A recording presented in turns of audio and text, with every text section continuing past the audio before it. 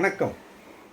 கலைஞானி கமல்ஹாசன் அடுத்த மாதம் வர்றாரு. அடுத்த மாதம்னா ஃபஸ்ட் வீக்கில் வந்துடுவார் எதிர்பார்க்குறோம். சரி, இதற்கிடையிலே பலவிதமான வதந்திகள் இதெல்லாம் நம்மளே பேசியிருக்கோம். அந்த வதந்திகளை பற்றியெல்லாம் பேசியிருக்கோம்.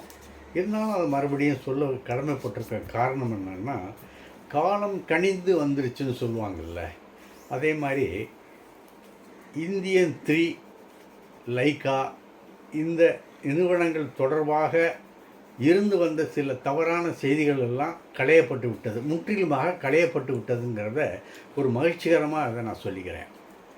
இந்தியன் 3 லைக்கா தான் வெளியிடுறாங்க. தக் லைஃப் வந்த பிறகு ஒரு 20 நாள், அந்த 20 நாளுக்குள்ளே அடுத்தது இந்தியன் 3 வரலாம் அப்படிங்கிற ஒரு நம்பிக்கை இருக்குது. இதெல்லாம் டென்டேட்டிவாக பேசியிருக்கிறதே தவிர அது ஒரு வரையறையை விட்டு கரெக்டாக இந்த தேதி அப்படின்னு சொல்லலை. ஆனால் இந்தியன் 3 எந்த விதமான பிரச்சனையும் கிடையாது, அது தியேட்டருக்கு தான் வருதுங்கிறத லைக்கா உறுதி செஞ்சுருக்காங்க. லண்டனில் உள்ள லைக்கா உறுதி செஞ்சுருக்காங்க. சரி, இப்போ இந்த லண்டனுக்கு போய் லைக்காவை உறுதி செய்ய வேண்டிய கட்டாயம் என்ன வந்தது அப்படின்னு நீங்கள் கேட்கலாம். சொல்கிறேன், லைக்கா கடனில் மூழ்கி இருக்குது.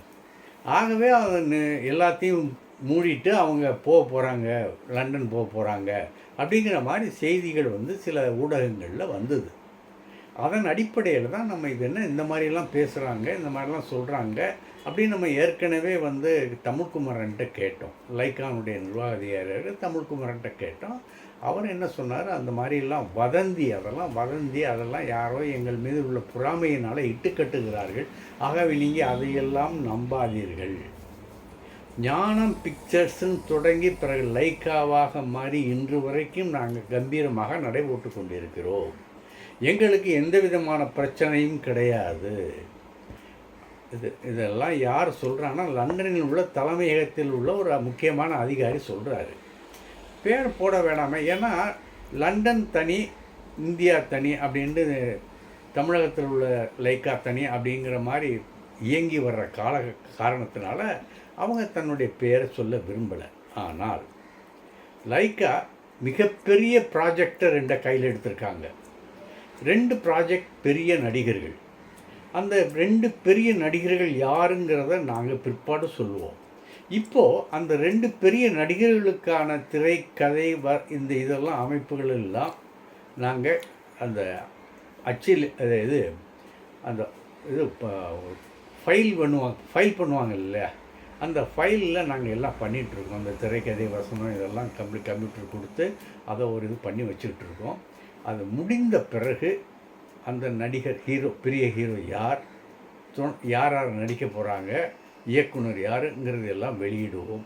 ஆனால் எங்கள் கைவசம் இப்பொழுது 2 பெரிய திட்டங்கள் இருக்குது, அதை நாங்கள் விரைவிலேயே வெளியிடுவோம் அப்படின்னு அவர் சொன்னது. அடுத்து இப்போ ஜேசன் அவருடைய நம்ம விஜயனுடைய பையன், அவருடைய படம் ஷூட்டிங் போய்கிட்டு இருக்கு, நல்லா போய்கிட்டு.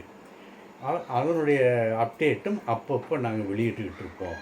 ஆகவே எங்களுக்காடா நீங்கள் எண்டு கார்டு போட பார்க்குறீங்க அப்படிங்கிறத இனிமையாவது நிறுத்திக்கிடுவாங்க அப்படிங்கிற ஒரு நம்பிக்கையில் அதை நாங்கள் சொல்கிறோம். விரைவிலேயே சென்னையில் உள்ள லைக்கா நிறுவனம் இது பற்றி ஒரு அறிக்கையை வெளியிடும், உங்களுக்கு தகவல் தரும் அப்படின்னு சொன்னார். சரி, அடுத்து உலகநாயகன் கமல்ஹாசன் இப்பொழுது நம்ம இந்தியாவில் இல்லை, அவர் அமெரிக்காவில் இருக்கார், ஹாலிவுட்டில் இருக்கார். பல பிரச்சனைகளில் பிரச்சனைகள்னே வருது. அது இந்த தமிழ்நாட்டில் இந்த அரசியல் பிரச்சனையை பற்றி பேசி அந்த பிரச்சனை அங்கே உள்ள ஹாலிவுட்டில் அடுத்த படத்திற்கான வேலைகளில் ஈடுபட்டுக்கிட்டு இருக்கிறார். அதே நேரத்தில் தனக்கு வேண்டிய காரணங்கள், தனக்கு உரிய நண்பர்கள், அவர்கள் சம்பந்தமான சில விஷயங்களிலும் அவர் கவனம் எடுத்துக்கொண்டு இருக்கிறார். அகால் அது பஞ்சாப் மொழியில் தயாரான படம், ஹிந்திலையும் 2 மொழியில் அந்த படம் தயாராகிருக்கு. அதை அந்த தயாரிப்பாளர் உலகநாயகன் கமல்ஹாசனுடைய நண்பர். இந்த மாதிரி எங்களுக்கு நீங்கள் பேசி தரணும்னாங்க. அதே மாதிரி அவர் ஒரு ப்ரமோஷன் பேசி கொடுத்தாரு, அமெரிக்காவில் இருந்தபடியே பேசி கொடுத்தாரு. அது மெட்ராஸ் டாக்ஸ் மூலமாக அது வெளியே வந்திருக்கு, அது எல்லாத்துக்குமே உங்களுக்கு தெரியும். இப்போ இங்கே கலைஞானி கமல்ஹாசன் அவர் ஒன்றும் தனிப்பட்ட மனிதர் அல்ல. அவருக்கும் ஒரு குடும்பம் இருக்குது, உறவுகள் இருக்குது, உற்றார்கள் இருக்குது.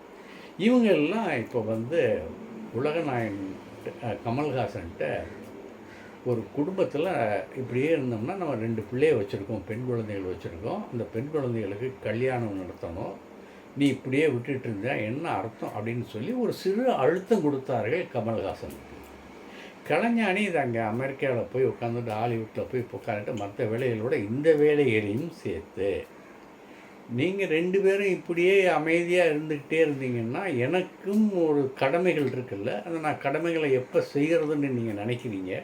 நானும் ஏற்கனவே சொல்லிட்டேன், அக்ஷராட்டையும் சொல்லிட்டேன், ஸ்ருதி ஓங்கிட்டையும் சொல்லிட்டேன், கல்யாணம்ங்கிறத எப்போ முடிவு பண்ண போகிறீங்க, அது என்னுடைய கடமை, அதை நான் செஞ்சு ஆகணும். ஏன்னா நான் இப்போ அரசியல்னு போயிட்டேன்னா மற்ற இதெல்லாம் இருக்குது, தீவிரமான நான் கவனிக்க வேண்டியது வரும். அப்போ நான் வந்து எல்லோரும் மற்றவர்கள் வந்து என்னை ஏதோ ஒரு சொல்லிடக்கூடாது, பிள்ளைகளை கவனிக்க விட்டான் அப்படின்னு சொல்லிட விடக்கூடாது. ஏன்னா ஒரு அரசியல் தான் முக்கியமாக போச்சு அப்படின்லாம் ஊர் உலகம் ஏதாவது பேசும். அந்த பேச்சுக்கு இடம் கொடுக்கக்கூடாது. என்ன சொல்கிறீங்க அப்படின்னு தன்னுடைய மகள்களிடம் மனம் விட்டு பேசியிருக்கிறார் என்கின்ற ஒரு மகிழ்ச்சியான செய்தியை கலைஞானியினுடைய குடும்பத்தைச் சேர்ந்த சில நல்ல நண்பர்கள் என்னிடம் சொன்னார்கள். அதை நான் உங்கள்கிட்ட பகிர்ந்துக்கிட்டேன். ஆக சீக்கிரமே ஒரு நல்ல முடிவு குடும்ப சம்பந்தமாகவும், ஏன்னா ஊருக்கு உழைக்கிறாரு, அது கலை உலகத்துக்கும் உழைக்கிறாரு, அரசியலுக்கும் வந்தாச்சு. இனி பலவிதமான ஓட்டங்கள் இருக்கும். ஓட்டங்கள்லாம் சடுகுடு ரேஸா அது இல்லை, கால ஓட்டங்களுக்கு ஏற்ப தன்னுடைய கருத்துக்கள் வந்து பதிய வைக்க வேண்டிய கட்டாயம் இருக்குது. அரசியல்னு வந்து சாதாரணம் இல்லை. இப்போ நேற்று வந்தவங்க சிலவங்களாம் வந்து அடுத்து நாங்கள் தான் அப்படி இப்படின்லாம் சொல்லும்போது இவர் எவ்வளோ காலமாக அரசியலில் இருக்கார், அவருக்கு இதெல்லாம் இருக்காதா? கண்டிப்பாக அந்த ஆசையும் நிறைவேற்றப்படுங்கிற ஒரு நிலைமை தான் அரசியல் போய்கிட்டு இருக்கு. அவருடைய அரசியல் போய்கொண்டிருக்கிறது. பட உலகத்திலும் அவர் அழுத்தமாக கால் பதித்து அடுத்த கட்ட வேலைகளை அடுத்த கட்ட வேலைகளில் ஈடுபட்டு கொண்டிருக்கிறார். அதையும் நான் பதிவு செஞ்சுக்கிறேன். அப்புறம் திரிஷா பற்றி ஒரு எல்லாரும் இப்போ நீ பார்த்துருப்பீங்க, ராயல் ரிங் அப்படின்னு சொல்லி ஒரு லிங்கை போட்டுட்டு காதலுக்கு என்றும் அழிவில்லை அப்படிங்கிற மாதிரி எல்லாம் கேப்ஷன்லாம் கொடுத்து போட்டிருக்காங்க, படமும் போட்டிருக்காங்க, கையில் ஒரு பெரிய மோதிரம் போட்டிருக்காங்க. இதை வச்சு சில ஊடகங்களில் வந்து ஆகா என்கேஜ்மெண்ட் நடந்துருச்சா, எப்போ கல்யாணம் அப்படிங்கிற மாதிரியெல்லாம் அது பண்ணுறாங்க. அவங்களுக்கு கல்யாணமும் இல்லை, காட்சியும் இல்லை, இப்போ அது நடக்கிற மாதிரி இல்லை. அப்போ அந்த ராயல் ரிங் அதுக்கு என்ன காரணம்னா ஒரு விளம்பர படம். அந்த விளம்பர படத்துக்கு இந்த மாதிரி அவங்க இப்போ அந்த நகையை போட்டுக்கிட்டு அந்த படம் எடுக்கும்போது அந்த விளம்பரத்துக்காரர்கள் வந்து என்ன பண்ணால் அதை ஒரு பயன்படுத்திக்கிறணும், ப்ரமோட் பண்ணிக்கிறணுங்கிறதுக்காக இந்த மாதிரி படங்களை விட்டுக்கிட்டு இருக்காங்க. ஆனால் உண்மையிலேயே ஒர்க் அவுட்டுன்னு சொல்லி ஜிம்முக்கு போன ஒரு இதை வெளியிட்டாங்க திரிஷா. அதை பார்த்திங்கன்னா அவளுடைய ரசிகர்கள் வந்து அப்படியே கொதிச்சு போயிட்டாங்க. என்னம்மா நீ இப்படி இருக்கிற, இப்படி இழைச்சி போயிருக்கியே, இது நல்லதில்லை, இன்பாட்டு அப்படின்னு சொன்னோடனே அந்த ஜிம் ஒர்க் அவுட்டை அந்த வீடியோவையே எடுத்துக்கிட்டாங்க. அவங்க எடுத்து விட்டுட்டு முன்னே உள்ளதை மட்டும் போட்டுக்கிட்டு இருக்காங்க. அந்த அளவுக்கு இவங்க பலவீனமாக போயிட்டாங்க உருவத்தில்.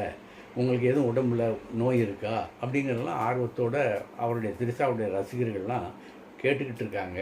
இந்த செய்தியை நான் பதிவு பண்ணிக்கிறேன். அடுத்து நம்ம சிக்கந்தர், நம்ம சல்மான் கானுடைய படம் நாளைக்கு ரமலானை வச்சு வெளியிடுறதாக இருந்தது. நம்ம ஏஆர் முருகதாஸ் தான் அதுக்கு டைரக்டர், கதவசன டைரக்டர். ரொம்ப எதிர்பார்த்துக்கிட்டு இருந்தாங்க. முன்கட்டண பதிவுலேயே 50 கோடிக்கு அந்த இது சேல்ஸ் ஆயிடுச்சு. ஆனால் எந்த பாவி என்ன பண்ணான்னே தெரில, முழு படத்தையும் நெட்டில் விட்டான். ஊடகங்களில் வந்து முழு படமும் வந்துருச்சு. இப்போ ஏஆர் முருகதாஸ் என்ன பண்ணுறதுங்கிற இதில் தவிச்சு போய்கிட்டு இருக்காரு.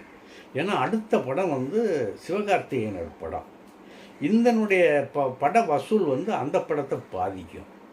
ஆகவே என்ன செய்கிறது ஏது செய்கிறதுங்கிற ஒரு தவிப்பில் இருக்கார். அடுத்து மிகவும் பரபரப்பாக பேசப்படும் பொருள் பராசக்தி.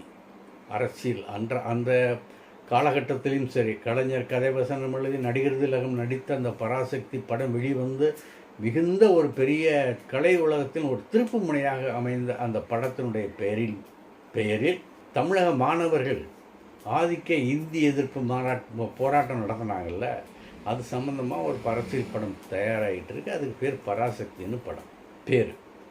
இந்த பராசக்தியை எப்போ வெளியிடுறது அப்படிங்கிறது இப்போ ஒரு சிலர் கூடி முடிவெடுத்திருக்காங்க. ஜனநாயகன் படம் எப்போ வெளிவருதோ அப்போ இந்த படத்தை நம்ம ரிலீஸ் பண்ணணும். ஏன்னா ஜனநாயகன் படத்தில் இந்த அரசுக்கு, திராவிட முன்னேற்ற கழக அரசுக்கு எதிரான சில விமர்சனங்கள், சில வசனங்கள்லாம் இடம்பெற்று இருக்குது அப்படிங்கிறத தெரிஞ்சுக்கிட்டாங்க. ஆக இதை எப்படி முறியடிக்கிறதுன்னு சொன்னால் இந்த பராசக்தி படம் மூலமாக தான் முறியடிக்க முடியும். அப்படிங்கிறதுக்காக இந்த பராசக்தியினுடைய படப்பிடிப்பை ரொம்ப தீவிரமாக நடத்திக்கிட்டு இருக்காங்க. அதாவது மதுரை ரயில்வே ஸ்டேஷனுக்கு இராணுவம் இறங்குற மாதிரியான காட்சிகள் எல்லாம் இலங்கையில் படமாக்கியிருக்காங்க. இலங்கையில் படமாக்கி, ஏன்னா இங்கே இந்த ஸ்டேஷன் இப்போ அமைப்பு மாறி போயிடுச்சு. அப்போ உள்ள ரயில்வே ஸ்டேஷன் அமைப்பு வேறு, இப்போ இருக்கிற ரயில்வே ஸ்டேஷன் அமைப்பு வேறு. ஆக இதை தனியாக செட்டு போட்டு நடக்க முடியாது. ஆனால் இலங்கையில் நம்ம ஒரு மாதிரி அமைப்பான இதுதான். அப்போ அங்கே எடுத்துக்கலான்னு சொல்லிட்டு அங்கே படப்பிடிப்பு நடத்தி அங்கே இராணுவம் இறங்குற மாதிரியெல்லாம் ஒரு காட்சிகளை படமாக்கிட்டு தமிழகம் திரும்பிட்டாங்க. அதுதான் இனிமேல் ஹாட் டாபிக் எப்படின்னு சொன்னால், ஏன்னா இப்போ தமிழக வெற்றி கழகத்தினுடைய தலைவர் விஜய் ரொம்ப ஆக்ரோஷமாலாம் பேச ஆரம்பிச்சிட்டாரு. ஏன்னா அரசியலுக்கு அது தேவைதான். ஆனால் அதுக்கு பதிலீடு கொடுக்க வேண்டிய கட்டாயமும் மற்றவங்களுக்கு ஏற்படும்ல. திமுகவும் ஒரு சாதாரண கட்சி இல்லை. அது எத்தனையோ எதிர்ப்புகள் மத்தியில் வளர்ந்த கட்சி. அந்த கட்சிக்கும் ஒரு பாரம்பரியம் இருக்குது. அந்த கட்சியை நம்பி இளைஞர்கள் இன்னும் இருக்காங்க. புதிய தலைமுறைகளும் அந்த கட்சியை ஆரம்பிச்சுக்கிட்டு இருக்காங்க. ஏன்னா புதிய தலைமுறைக்கான தலைமைகள் அங்கே மாறும் பொழுது புதிய உறுப்பினர்களும் சேருவாங்கல்ல. ஏதோ கொஞ்சம் குழப்பமே பேசுகிற மாதிரி இருக்கா, என்ன செய்யறது? ஒரு 5 நாள் கேப் விட்டேன், அதெல்லாம் கொஞ்சம் தான் இருக்குது, பொறுத்துக்கோங்க. அடுத்து நாளை சந்திப்போம். நன்றி. இந்த வீடியோ உங்களுக்கு பிடிச்சிருந்தா லைக் பண்ணுங்கள், கமெண்ட் பண்ணுங்கள், ஷேர் பண்ணுங்கள், சப்ஸ்கிரைப் பண்ணுங்கள்.